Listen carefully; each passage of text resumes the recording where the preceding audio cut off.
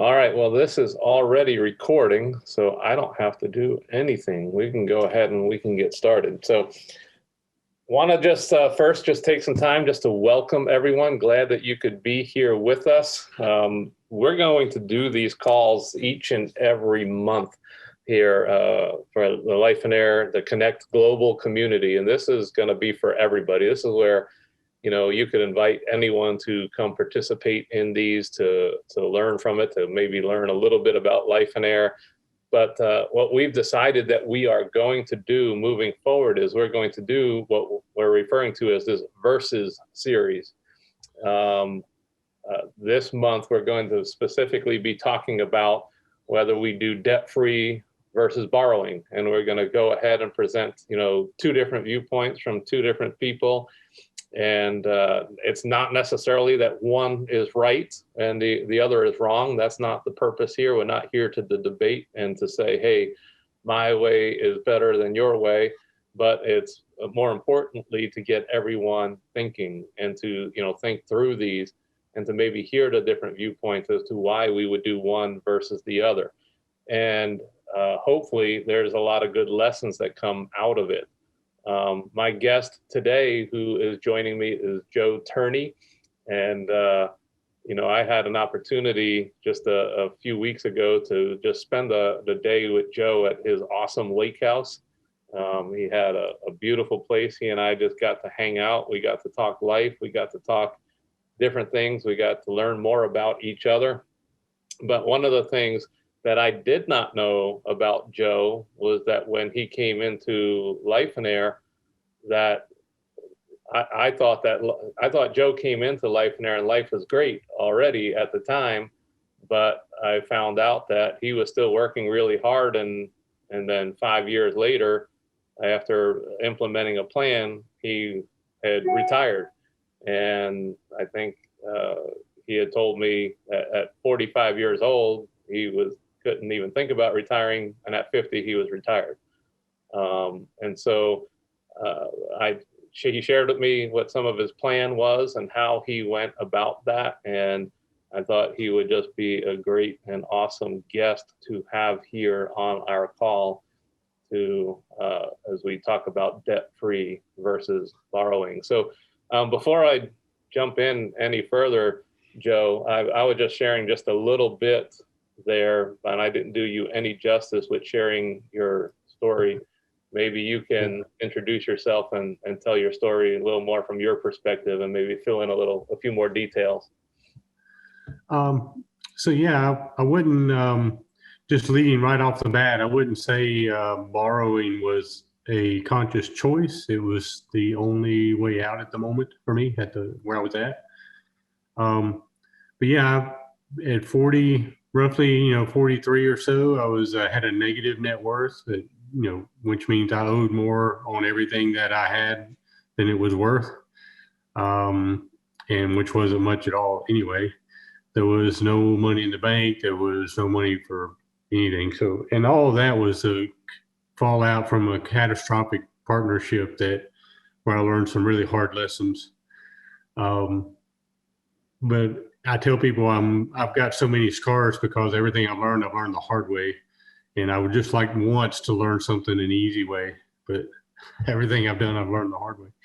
But anyway, so the next time around, we started in real estate. I'd never done real estate before. So we just put together a plan using the rules that the bankers recommended and adding some buffers and cushions. And, it took us about 5 years to get totally independent. And most of our debt's paid off except for our mortgage. We've got a little bit of mortgage left, but it's a world of difference between my life 6-7 years ago and today is unrecognizable. So, and it was all built around lifestyle. I mean, 100%. It was designed life first. So that's the difference. The first business we built was based on income and profit. And the second business I built was built on lifestyle and hours and freedom. So totally different outcome. The thing that I love about that is one of the things that Joe a saying that he kept saying the couple of days that I was there in Birmingham. He kept saying, right message, wrong plan. Yes. Yes, I knew business. I knew owning a business was freedom, but when you have a bad plan, it still doesn't work. So. And so, he had always wanted to be free, always wanted to, have something that would give him life, but he was always pursuing the wrong plan. And it was when he finally discovered the right plan that things turned around. There was another thing, and I'm gonna put this out there just as an additional thing for us to, make all of you think before we get deeper into our discussion. But Joe had brought up something, and he had told me, he said, everyone has a plan for your life. Said, the bank has a plan for your life. Schools have a plan for your life. Apple and Samsung and people like that, they have a plan for your life. Your employer has a plan for your life. Walmart has a plan for your life. Your family has a plan for your life. The government has a plan for your life. Your friends have a plan for your life. Real estate agent has a plan for your life. Car manufacturers have a plan for your life. The bottom line is everyone has a plan for your life. Do you? And, I think that when Joe was sitting there and sharing that with me, there is just so few people out there who are taking the time to come up with a vision for their own life, to come up with their own plan, and they're just by default living the plans that everyone else has for them. The bank's plan for your life is for you to borrow more from them. School is that you would have more education, or you would pay for more classes, and you're constantly feeling like you need to have more.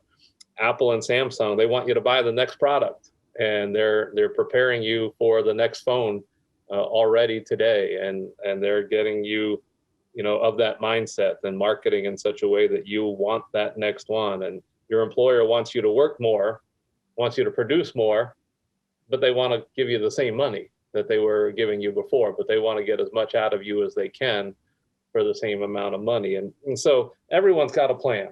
And the question is, whose plan are you living for? Is it going to be yours or theirs?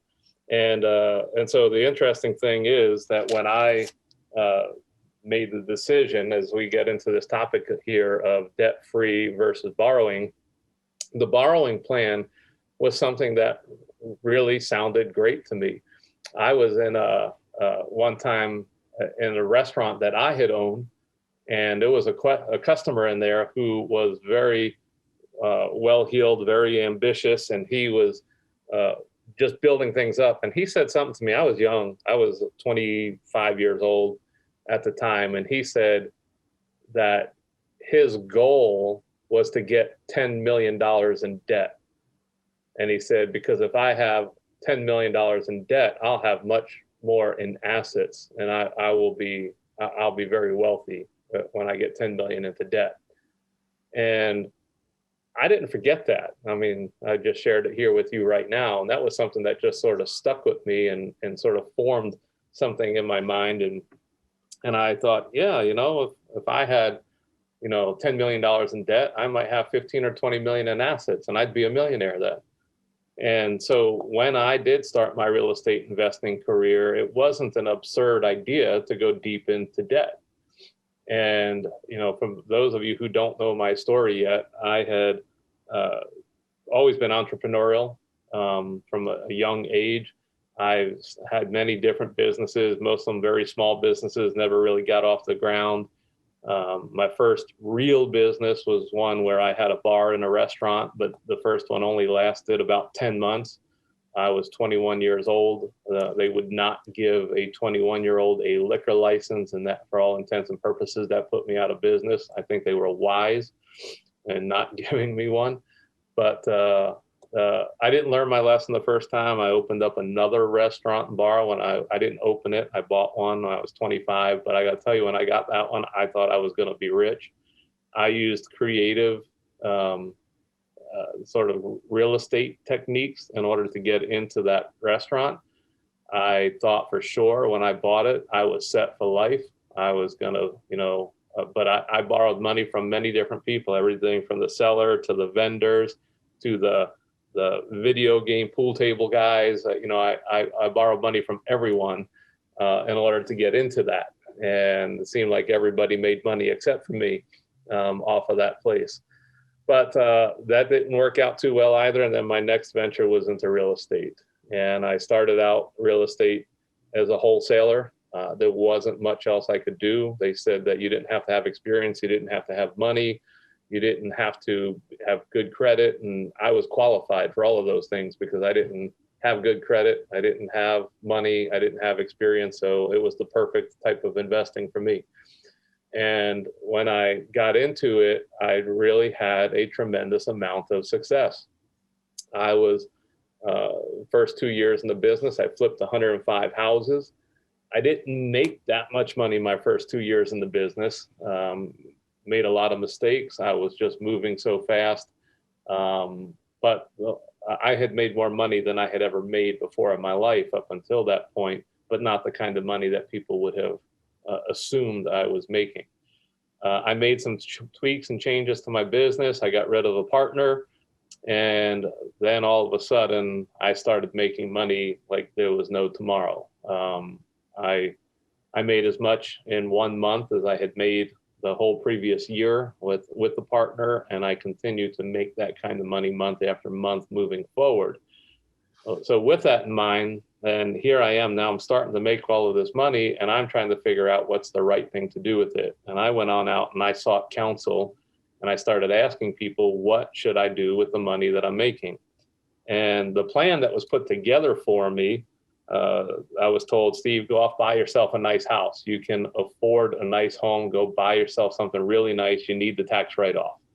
And oh, by the way, you should start buying some rental properties. So I started buying rental properties. And, Steve, it would not be a bad idea for you to maybe even have a second home. And so I went and I got a second house.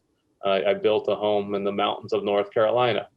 And so with all of this, I started just growing and growing and growing. My assets started growing.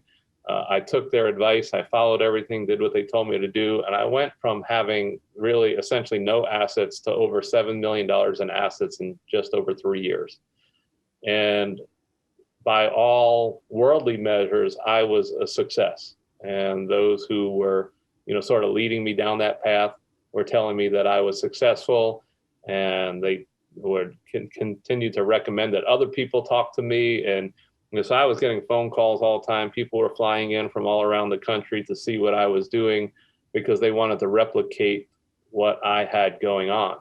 Now, deep down inside, I was struggling. I did not feel successful. And, one of the things that started coming to my mind, and I was losing sleep at night. And then one night I'm sitting there and I'm losing sleep, and I'm adding up all of my debt in my head. And I would just remember I was sitting here thinking that, man, I got to make more money so I can make this debt go away. And it was that next morning that I realized, okay, wait a minute. I've been doing everything that I'm supposed to do, but I've got all of this pressure and all of this stress that is consuming me right now. And this debt has control over me that it should not.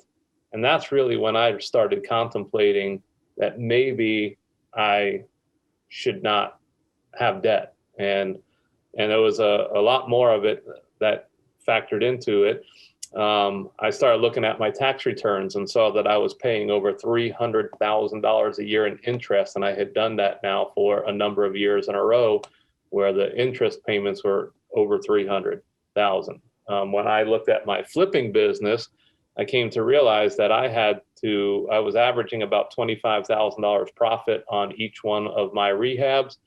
And I needed to flip 12 houses just to pay the bank before I could even think about keeping any money. And that made me start really thinking, the more of this I do, the more of it I'm doing for other people. The more volume I do, and it's borrowing that's allowing me to do this volume. If I keep on doing more deals, I need to do even more just so I can pay the lenders. And that's when I really started thinking, is there a better way? If I wasn't borrowing all of that money, I'd have more money doing one deal than I would doing 12. And that was where I started to think, maybe there's a better way. And I'll go a little bit further. But Joe, do you want to start sharing some of your story and maybe some of your background where maybe the mentality came from? So yeah, when I started, I didn't know a single thing about real estate. And I didn't have any network, no connections. I didn't know anybody in Lifeonaire. Our family was one of those families who never even talked to their neighbors kind of people, so I didn't know a single person in town. So the bank was my only source for funds at the beginning. But my neighbor has rentals, and he gave me 2 sentences to work on. He wouldn't tell me a lot because he was very guarded. But he said, if you'll pay cash for a house, you can get it at a discount, sometimes even half price.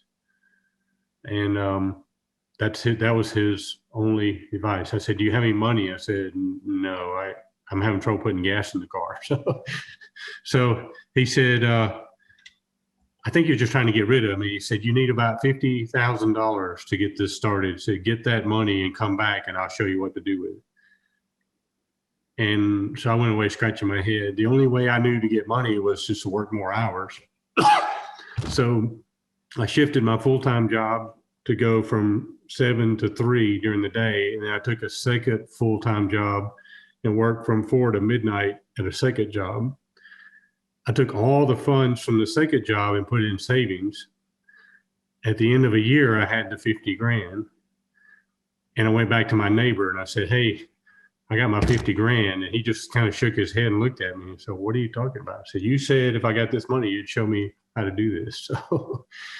So he said, okay, well, let's do it. So he took me to a real estate auction, kind of introduced me to everybody and said, here's how the whole thing works. You got to do your own title work. He showed me some basic stuff. He said, you go buy this house for cash. And then after you get it rented, you go get a mortgage and get your money back and do it again. And that was all the training I ever had in real estate. That was the first and only time anyone ever helped. And that's the only advice I ever got. So I immediately went to Amazon and bought every book on real estate I could get, and I read them all. And I figured that the items that were in every book is about all I needed to know. If it was in every book, it was a key point. So that's how I got my education. And then I also knew from my family history, the men in my family tend to, I'm not claiming this, but the reality is no man in my family has ever lived past 60. They've all passed away. So I knew my time might be pretty short. I wanted to get my life. If I was ever going to live, I wanted to live now. I don't want to wait. I don't want a 30-year plan or a 10-year plan. I want a 2-year plan. I want to be on vacation. I want to go do these things I've been talking about my whole life. My dad had talked about going to Alaska his entire life. And he made it to 62. And he said, I'm going to retire next year and we're going to Alaska. And then he passed away a week after his 62nd birthday. And I'm just tired of waiting. I can't wait anymore. So anyway, that's where I started at. And so I bought the house for cash. I went and got a mortgage and got the exact money back that I had spent. So I had my money in the bank and went and bought another house and just started repeating that process. It took me a while to learn, the ins and outs of it, but eventually I got smart enough to figure out that every house has to be treated as an independent business. Either that business makes money or it doesn't. If it doesn't make money, it's closed. Every house has to stand on its own. If I was going to have any security, there can't be any cracks in the foundation. It has to be solid. So my whole thing has been a very conservative standpoint. So Steve, I want to concede right away that there is nothing more secure in real estate than a free and clear property that you own that is cash flowing. There's nothing That's 100% security in my mind. And I also want to point out right away that you must adopt in a rental market, in a rental real estate market where the rents are tied to the value of the property. Not like California where the value of the property has nothing to do with the rents. But in a rental market, there's a correlation between rents and the value of the house. The higher the value, the higher the rents. That's in a good rental market. So you must understand that cash flow is created from equity in the house. With no equity in the house, it's not going to cash flow. And if you are listening to someone who tells you you can get an 80 or 90% mortgage on a property and make money on it, it's not going to work. I have actually met people who told me their rental house was cash flowing because they were making $150 a month net profit. Now, I don't agree with that at all. So just an example, yesterday I got a phone call from a rental property. It's going to have a new septic system. It's failed. It needs a new one. It's going to be a $6,000 repair. If I were only making $100 a month on that property, that's 5 years of cash flow I just lost.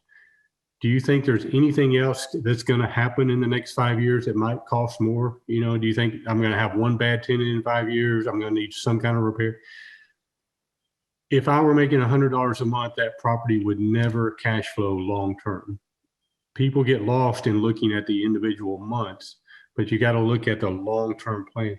Because that property has some debt on it, but it has a positive cash flow of about $550 a month. So I've lost 1 year of income from it. And if that business loses money for 2 to 3 years in a row, we'll sell it. But it's not going to be a lifetime loss of income because it was set up right the first time. So it's a safety factor. If you ever hear somebody tell you to maximize the debt on your properties, they don't understand the long term. They've never owned rental property, because every 3, 4, 5, 6 years you're going to get hit by a $5,000 bill. You're going to have a tenant destroy something. Something's going to get broke. So if it's not cash flowing enough, you'll never make a living from it. So anyway, I'm preaching, Steve. I'm sorry. No, that's exactly the stuff that we want to hear. But I have coached so many people who have come to me with their fully leveraged rental portfolios. And, unfortunately, we spend the first couple of years trying to get them out of it. We spend that time trying to unwind it because they're so highly leveraged. And for those people, when I talk about debt-free and putting together a debt-free portfolio, that seems extremely attractive to them because they've experienced the weight of that debt. Now, that might be why it hasn't affected me as negatively, because I honestly don't ever notice the debt. It's there, it runs, it's on automatic payment. It takes about a third of our income. And it's just, I don't live on that money. So it's never even been felt. I've never even felt that. Like, the debt is divided over 3 banks.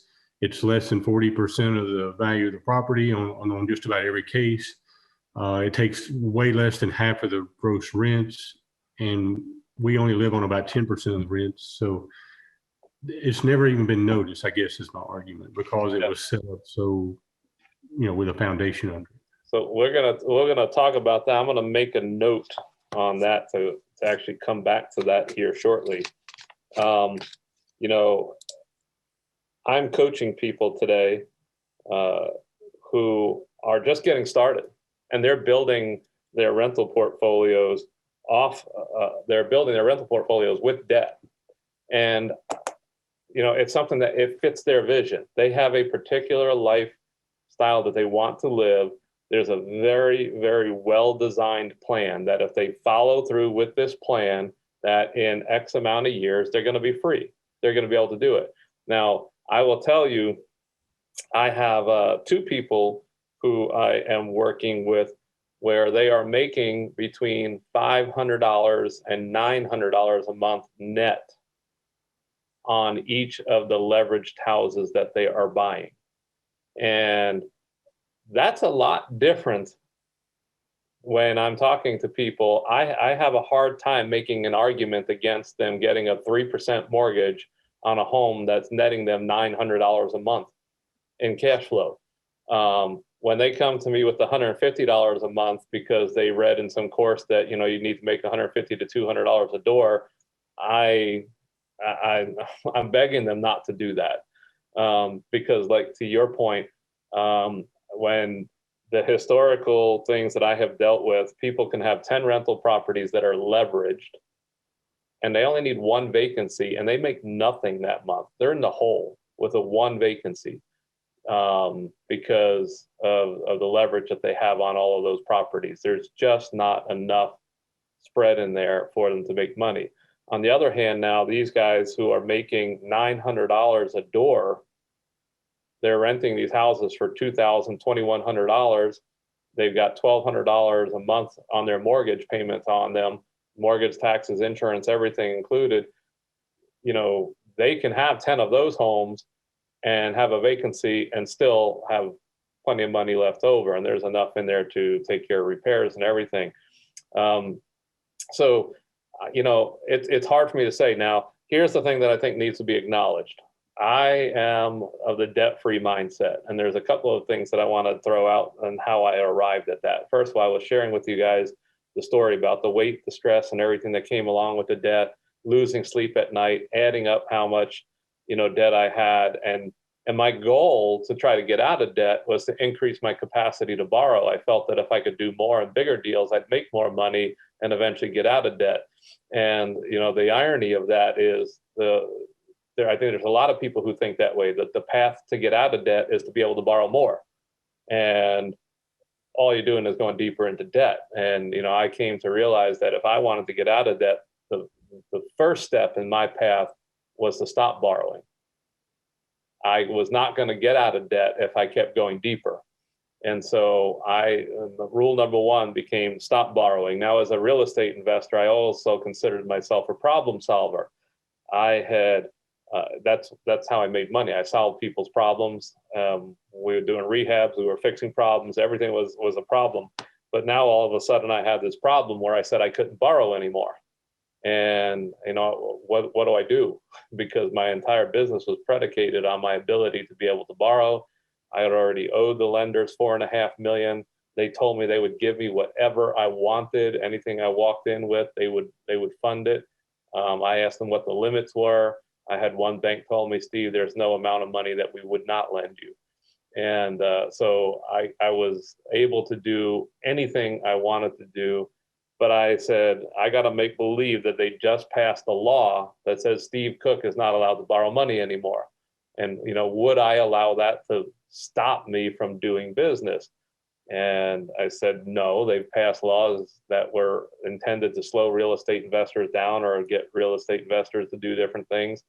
And we have found a way to continue to keep on operating. If they told me I couldn't borrow money anymore, I'm going to find a way to keep on operating. Now, I do have to share that this was the nail in the coffin for me. And as I share this, I just want you all to just sort of understand, you know, my convictions, and I am not in any shape, way, or form imposing what I'm about to share on you with other people. And along with that, I'll just, you know, share another story. But I would read Proverbs every day. And then, you know, one day I'm reading in Proverbs 22. And I come to a verse, Proverbs 22:7, and it says, the rich shall rule over the poor, and the borrower shall be a servant to the lender. And I just blew by that, and I go to Proverbs 22:8, and I just felt like God said, Steve, go back. And I went back to 22:7. The rich shall rule over the poor, and the borrower is a servant to the lender. And then I kept going. I just felt like God said, go back. And I read it again. The rich shall rule over the poor, and the borrower is a servant to the lender. I was like, okay, what? And, you know, in that moment, by worldly standards, I was clearly considered a very wealthy man. I was a rich man. And so that was sort of a passage that I was just overlooking. And then I read it again, and it said, the rich shall rule over the poor, and the borrower is a servant to the lender. And I said, well, I'm a borrower. And, I am serving that lender. And then I had went in and I spoke with my pastor about it. My pastor told me I was misinterpreting the verse. And I said, well, I just feel like God was speaking to me in this particular way. And he said, well, you're a rich man. And I said, I'm not as rich as the people I'm borrowing from. I said, rich is a matter of perspective. I'm poor compared to them. And putting myself positionally, I said, I'm clearly a servant to them.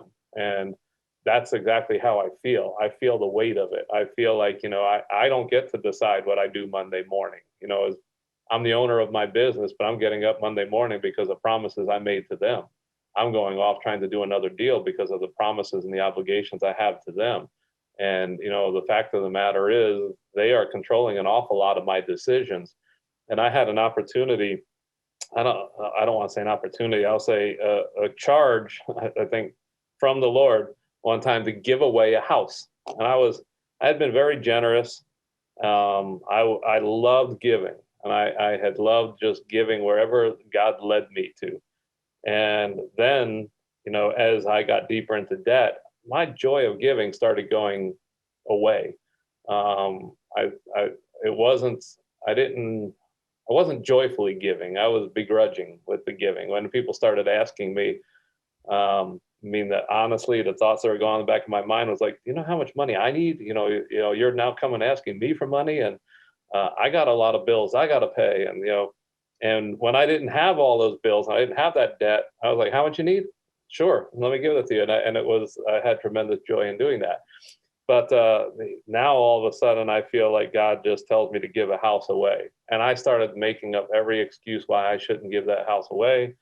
I started thinking, just in prayer, saying, God, you know what the lenders are going to think of me? The banks that think I'm crazy. I can't do that. That would kill my business. And anyway, to make a long story short, I didn't follow through. And then I had so many problems with that house, I couldn't sell it.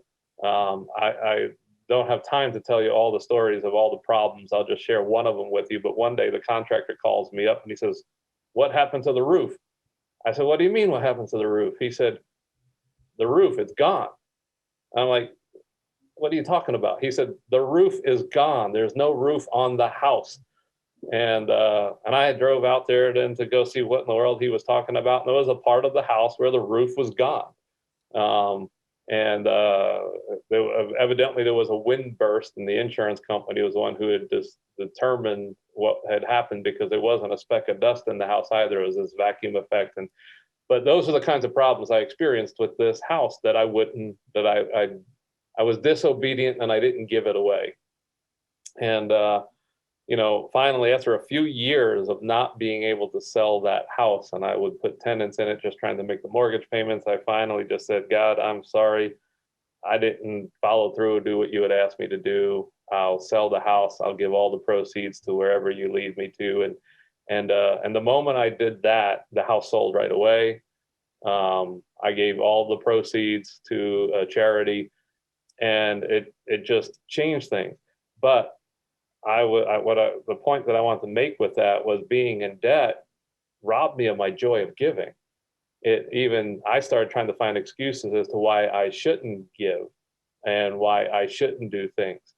And, another passage is that no servant can serve two masters. And it goes on to say that you cannot serve both God and money.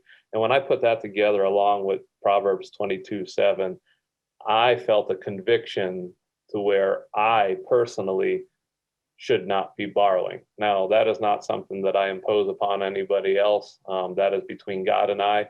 I want to borrow, especially where interest rates are right now. It's very, very tempting to go out there and to start leveraging and buying more and more properties. But I have made that decision that I just don't want to go there. I do use borrowing strategically, but I'll tell you what, when I borrow, if I call somebody up and they put 200,000 into one of my deals, I have 200,000 to pay them off. It's not dependent upon that deal, but I would keep my cash in place so that I could make good on it. if need be. Those are the kinds of things that I do today.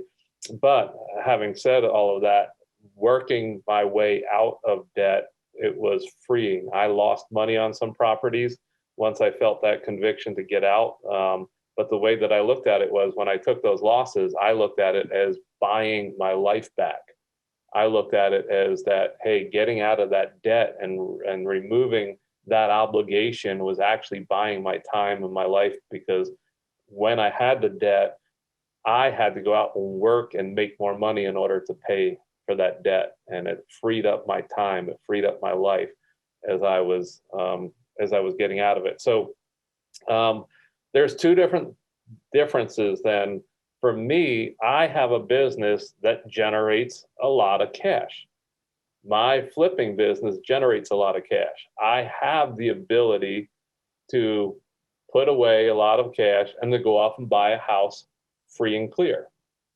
And so, for a person who is just making ends meet, the thought of doing that is much more difficult. It's much more complicated to go off and make an extra $150,000, $200,000 to go buy yourself a nice single family home that you could rent.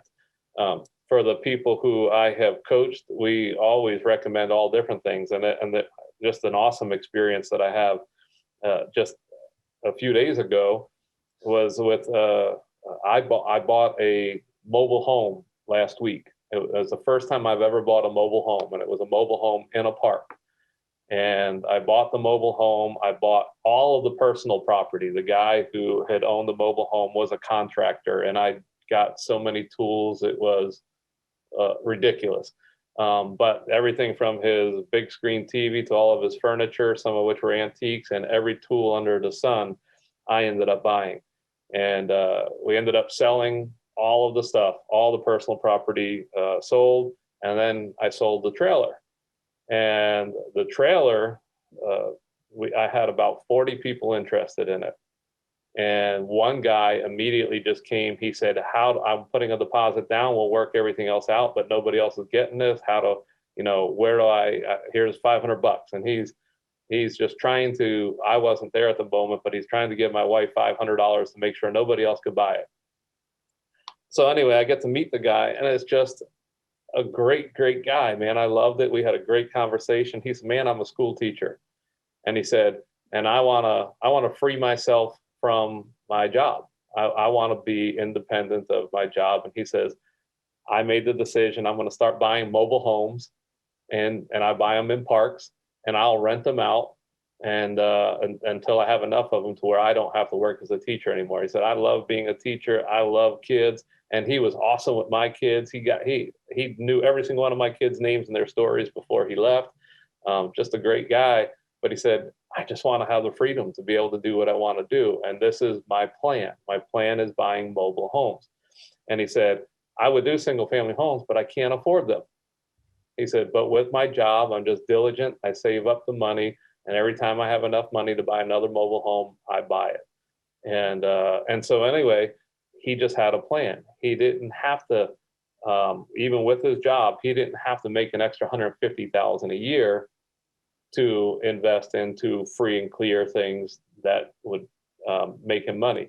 So with that in mind, there's been other things that we have seen people do. We've seen people buy dump trailers. They're in the real estate business, but they would go and buy a dump trailer knowing that tons of real estate investors could use that trailer for hauling trash away and things like that, and they would rent the trailer out. I knew of somebody who did musical instruments. They would go on Craigslist and buy used instruments for $100, $200, and then they would rent them to the middle schoolers and high schoolers the following year, the kids who would be in band or orchestra, and they would rent them the instruments. And typically, if they bought an instrument for $100 to $300, they got 100% of their investment back the first year in rents. And then they would get those instruments back, and then the next year they would rent them again, and they just started building up their inventory of instruments. But they were doing that with little bits of cash. And so with that in mind, I'm trying to teach my kids to do things debt-free. And I literally just challenged my kids last week that I wanted them to just figure out how by the end of this year, they could each have $50 a month in passive income.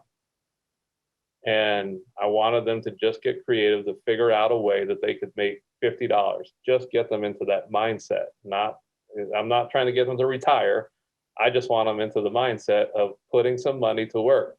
And so here's an interesting thing. In talking with them and stuff like that, they came up with stuff for parties, bounce houses, popcorn makers, cotton candy machines, that they would buy, look for a deal on something like that, and then advertise it within the local communities and be able to rent them for maybe, a popcorn machine for $25 a day or something like that, or a bounce house they could make pretty good money on. But anyway, they were getting creative, and they were thinking about, how can I build passive income without having to borrow? And they could go the other route, take that money, use it as a down payment, and then borrow something that's more substantial, and then have the debt to go along with it. But anyway, my point is that if you do want to go debt-free, it's a matter of getting a little more creative, and then there are ways to do that. So I'm going to go ahead and turn it over to Joe right now, because I have some students who are doing exactly what Joe did right now, and I cannot in any shape, way, or form fault them. And within, one of them, it's probably going to take about a year and a half, and they're going to be free. They're going to quit their jobs and start traveling the world. So, yeah, the first year we finally got there, I think we spent 4 or 5 months just out on travel. So first trip obviously was to Alaska, and it was all about, just, this is what my dad wanted to do his whole life. It took me 5 years of dedicated planning to get there, when it took him 42 years of following someone else's plan to never get there.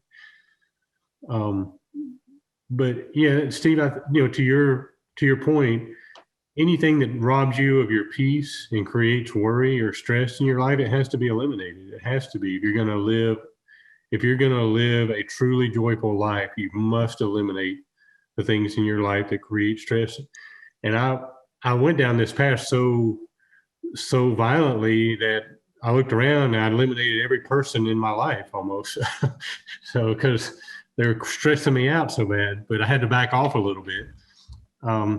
But my point is, if you live on a small portion of your income, then the debt doesn't affect you, because it doesn't affect your life at all. You're not affected by it if your rents are lower that month, or if you have a vacancy, or if you have a repair.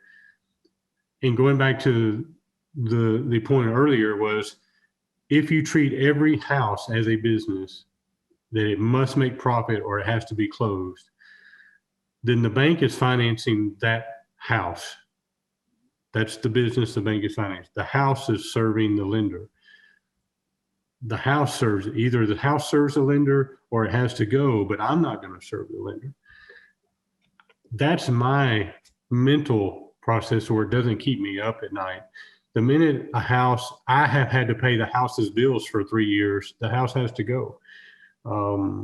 It's not serving me or the lender anymore. So, but at the same time, eventually it will pay off. I put everything on my short mortgages. We didn't do any 30-year stuff. We did, 10 or 15-year notes. So, there's about $8,000 a month going into equity, pay down every month, that is just building up, equity, and that's another retirement source. But if it robs you of your peace, you can't do it. And if it's going to keep you up, I was trying to help my cousin recently. He found a really good deal on a mobile home park that the guy was going to sell to him just because he was a friend. And I showed him the numbers, how it was just a no-brainer. The debt was going to be a third of the income or less. That's with no improvements. It's just going to basically, he could have retired and quit his job with this one deal. All he had to do is just borrow the one loan, but the debt, he couldn't get past the amount of the debt, and it was going to be he was going to have no peace in his life because he was going to be constantly worried about it. So I eventually had to say, this isn't for you. You know, you can't trade a stressful job for a stressful life. You haven't moved up anything. So it's all about personal peace and preference, in my opinion. I love, and someone else had commented, Michelle brought up that you look at each property as a standalone business, and that is very helpful.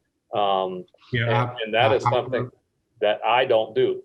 I put it in business. I hire somebody to run it. I put a manager in place to run it, just like you would a Jack's or anywhere else. And if that manager's not doing a good job, or if the business is in a bad location, it just has to go, you know? When I had built up and I had my rental portfolio and the stress and everything that came along with it, my leveraged portfolio, I had like 3 bad tenants of 30. But I hated the whole portfolio because of those 3. And I was the guy who was like, just get rid of all of them, because I didn't want to deal with those 3. And, I remember my first thoughts were, I'm going to sell those 3, but I hated those 3 so bad. I thought I had to give somebody 9 good ones to take the 1 bad one. and that was just my mindset. And I built mine for lifestyle from the beginning. So I've actually never met any of my tenants. They don't know who I am. They don't know my name. If I ever do go to a property, I tell them that I work for the company who owns the house. Mm-hmm. They don't know me. I've never met them. The manager handles all of that stuff. If it's a late rent, I call the manager and say, why isn't your business performing? If the owner of a McDonald's is losing money on a store, he calls the manager. He doesn't go in and cuss out the customers who are, giving him a hard time. He doesn't go out in front and curse the traffic that's not stopping at the store. It's the manager, or it's the location. And if you treat your houses that way, they won't lose money very long before they get shut down. Well, one of the things that the good takeaway then for me was, I wish I would have looked at each one of those houses as a separate business instead of the whole thing. And one bad apple brings the whole thing down. Now I'm gonna go out here and say, I brought up something that Joe and I had talked about, was, the right. We had the right message but the wrong plan for a lot of people. And so we've heard Joe saying plan, and the one thing that we need to that I need to go ahead and throw out there, that for me as well, there was a plan. And at Lifeonaire, we really focus on having your vision so that you can develop a plan. For Joe, it was he wanted a business that was going to give him the lifestyle that he wanted. It was designed the right way from the beginning. There was a plan that he had to pursue. From my perspective, when I decided to go with everything being debt-free, there had to be a plan. I had a plan of how I was going to do that. And then there was even goals tied to my plan. My goal was to pick up 1 free and clear rental each year. And now that wasn't a really cheap one. I was stretching myself that I wanted to spend an average of $150,000 to $200,000 on each free and clear one. So that actually stretched me a little to get on out there and work harder to pick up that next property that I could add to the portfolio and use that as a free and clear property. Now, with that in mind, it all starts with having the right plan. And if you're just haphazardly out there buying properties, that ends up leading to a mess. For me, when I did build my original leverage rental portfolio, there wasn't that plan in mind. It was just acquire. And that was what the counsel that I received. No one said, Steve, buy in this part of town, or let's get these kinds of numbers, or no one even said, what kind of rental properties do you want? They just said, go off and keep on buying. Now, there are tons of investors who that's what they do, and they end up coming to Lifeonaire, and we have to help them. There isn't a plan, and they just acquire and acquire and acquire. And you know what? Buying properties is easy. If somebody wants 100 rental properties, that's not hard to do. People think it's admirable when they hear somebody who might own 100 properties, but the moment you figure out how to do that and how easy it is, it's easy to acquire houses. You can go out and buy them all day long. Buying the right houses is the more difficult part. Buying having a plan and getting the exact things that actually fit your plan and take you one step further is what's a little more challenging. You've got to put some work in to make that happen. But still, even when you have a plan, it's not difficult, because now you identify the right things, you see the right things. And usually when you have a really good plan in place, you don't need nearly as many. It's a very specific plan as far as what you're looking for. And so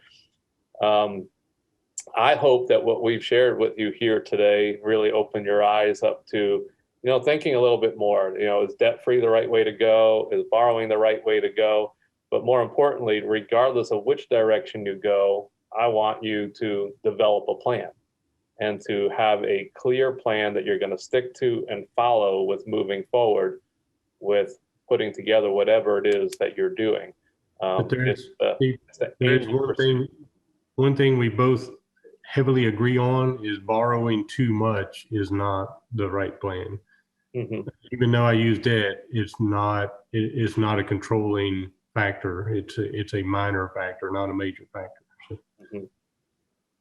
Help to get things going. Now, one of the things that we do love doing with Lifeonaire, and for people who do come on in and they have big rental portfolios, but they're really stressed out, they're not making a lot of money, we love evaluating that portfolio and helping people to actually sell off a good significant portion of that and using the equity from the sale of those properties to pay off the others and to have a remainder that is free and clear. It's not uncommon for us to be working with somebody who might have 60 or 70 properties that are leveraged, and we recommend that they sell 40 to 50 of them and take the equity to pay off the other 10 to 20 and own those free and clear. And they tend to make more money with a whole lot less management and stress, and with doing that and taking that approach. And but they did use leverage to build that up in the first place.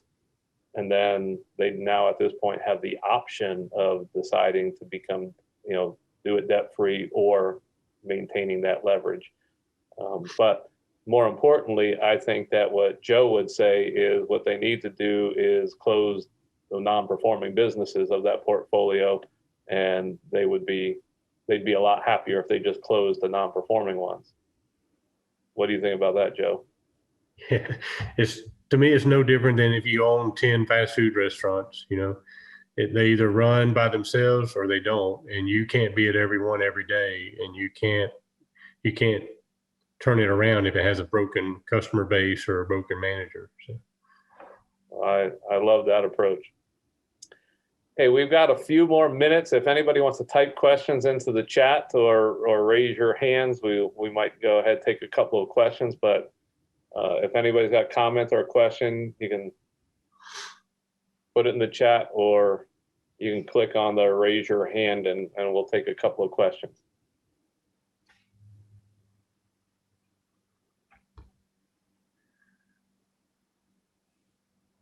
All right, Joanne, go ahead. Hey everyone, this is Joanne. I'm the Colorado caller, although I'm in Florida right now. Yeah, great conversation. I really appreciate both points of view with everything. I just wanted to just quickly offer a few things that might be helpful to veterans in the real estate business, and definitely newbies. I've been investing in real estate for nearly 20 years now, and I'm to the point where I'm peeling off some properties and paying down other ones. So I'm very fortunate in being able to do that. But in my experience, I did leverage properties, but what also as a plan, what helped me was I also did fix and flips. And I'd sell a fix and flip, and I'd sometimes roll that money into a down payment on another property to keep the amount of the loan down. So I kind of did like a hybrid fix and flip and buy and hold strategy as I was growing my business. And now what I do is my rents, I put towards the mortgage, a percentage of it or all of it, which just keeps, it's amazing on how that buys down those mortgages, that principal balance. So that's a strategy that's worked for me. And it's almost like a hybrid where you're leveraging money, or you're leveraging, using other people's money to leverage and buy more properties, but you also have a plan in place where you're able to buy that debt down. And what I do is I just set up my extra principal payment automatically online, so I don't have to think about it every month. And anyway, that strategy has worked really well for me. It's kind of a blend of both of what you two were talking about. I just wanted to share that. Well, I think that's awesome, Joanne. I'm going to throw out just one other thing here so that everyone understands. I made a move to Knoxville, and I'm actually trying to reinvent, hey, what is my plan going to be? And, it's one thing to sit down and say, hey, here's what I want my business to look like. But the market is a little bit on the crazy side, and trying to figure out how to get up and running in the market like this now. I decided I'm going to keep on. I'm an opportunist. I love flips. I love spec houses. New construction is my background for probably the last 8 years or so. And I'm building houses here. But here is my goal. I can build 3 houses and make enough on those 3 to keep the 4th one free and clear. And, we're already set up to where we don't necessarily have to have the income from those 3 houses. But my goal is going to be build 3, keep the 4th one, build 3, keep the 4th one, and just hold on to that and adding new houses to my inventory. Some people are critical of that because return on cash is not necessarily as good as if I were to go buy other things. But my preference is to hold the best stuff. And they might come with lower returns, but I desire really nice stuff versus a higher management property that might actually produce a higher return. I like new stuff. And Steve, you had mentioned mobile homes. I mean, I had mentioned on a previous call, I'm in a 55 plus community where the mobile homes here, manufactured homes, are nice. They're cheap, but you have the lot rent. I've done 2 fix and flips in here, and I laugh because it's in Florida, and I call it, I'm from Colorado and I'm from Michigan, and I've done fix and flips in the winter, and it's not a lot of fun. Here, I call it fix and flip and flip flops. It's in my neighborhood, and I've done a couple of fix and flips down here where I've easily netted 30, 40,000 buying them right. Now the market's turning and things are getting more expensive, but the deals are out there.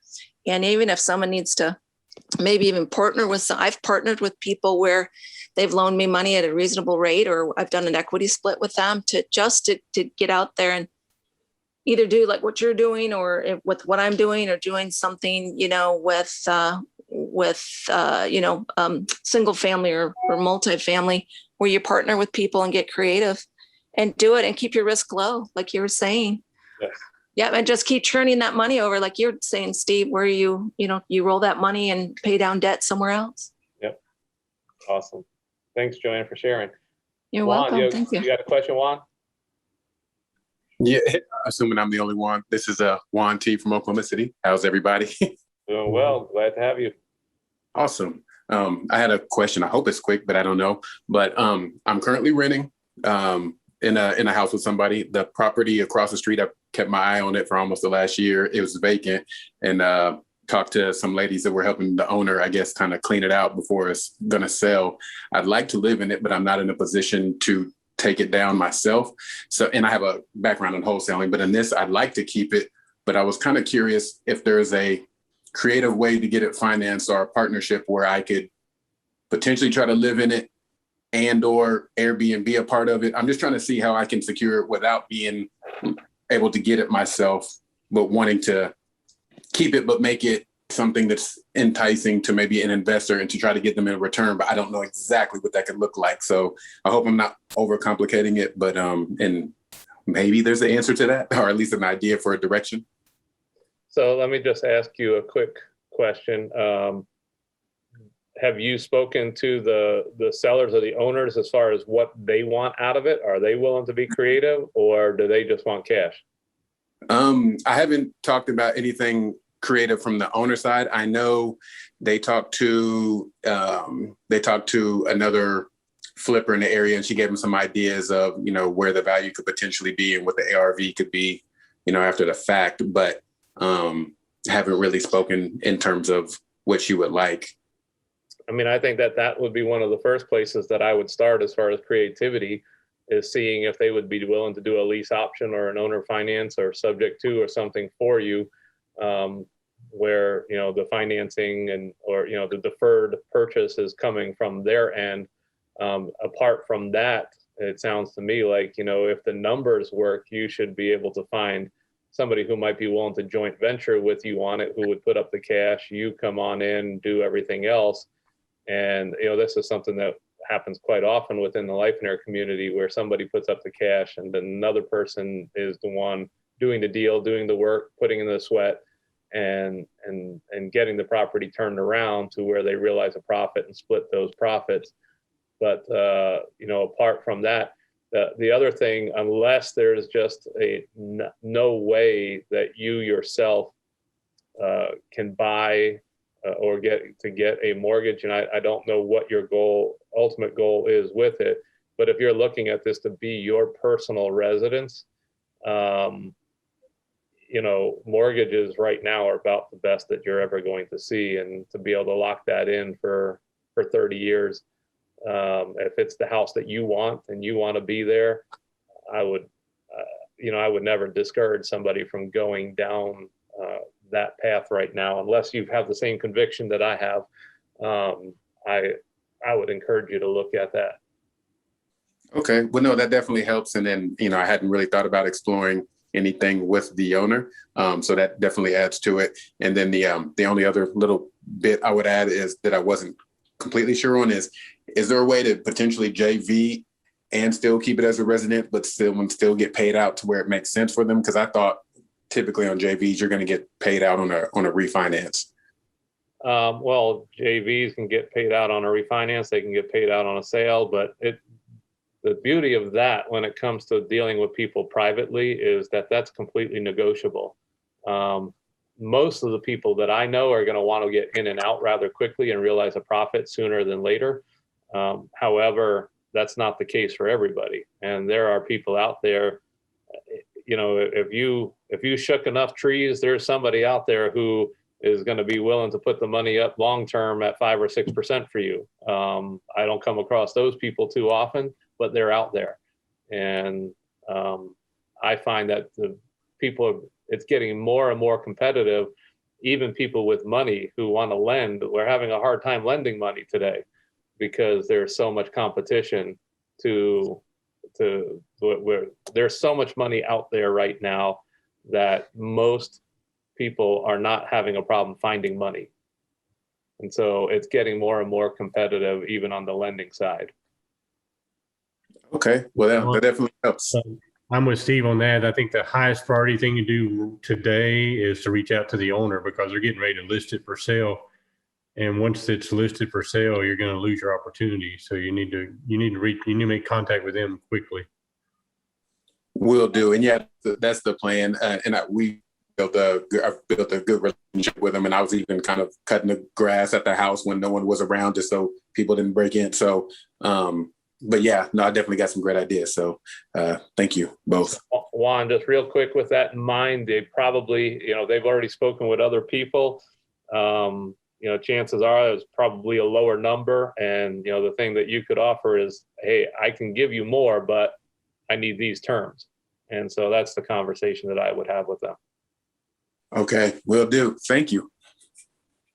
All right, we'll take one more from John. And here's the one thing I want to encourage everybody. If you have not been into the Lifeonaire community, I think we got a whole bunch of questions that are rolling in. Please just go into the community, post your questions. We'll be happy to answer them there. But you can download the Lifeonaire app, or you can go to lifeonaire.com. There'll be a window that immediately comes up. You can join from your desktop, or you can access it from your phone. And we have, you know, great discussions going on in there, but we're happy to continue to take those questions within the app. But Johnny, go ahead. All right, thanks. Hey, Steve, I loved what you said, and that's more of an aspirational goal of doing the 3-in-1. I like that concept with different things. But Joe, I was going to ask you in particular on when you were saying you're doing the 30 to 40% leverage. Did you start that from the beginning? Did you just have the funds available to do that and buy it in cash and then just refinance 30 to 40%? Or what was your method to get to that point where you have that great of equity in it?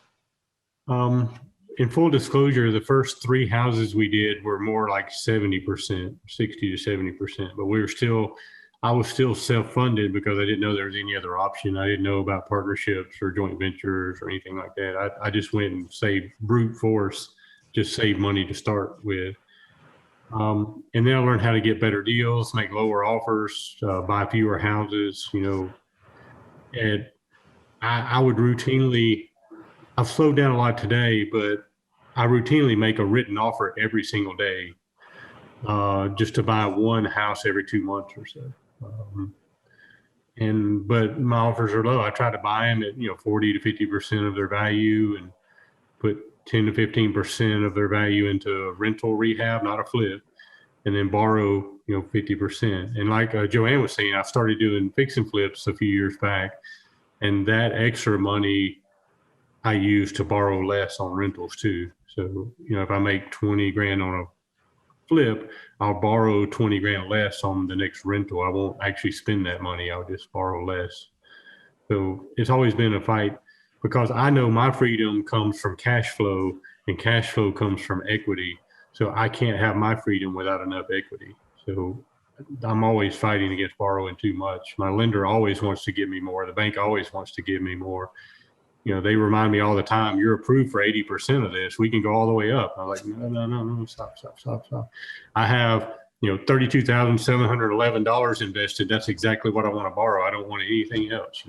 So, I don't know if that helps, Sean, but it's just a matter of finding a good deal and holding tight to your numbers and not being tempted just to have a house. Did I answer your question vaguely enough? Yeah, that was helpful. Thanks. All right. Well, Joe, I want to thank you for being here with me today on this call. I'm sure that there's probably other things that we could talk about in the future and love to have you join us on some others that we do later on. But again, I just want to remind everybody, I want to thank all of you for being here. If there's anyone who has any other questions, post them in the app. We'll be happy to jump on those and get you your answers. But we're here for you guys. If you need anything, let us know. Have a blessed day, everyone. Thanks, guys. Enjoyed it. Take care, everybody. Good being on the call. Bye.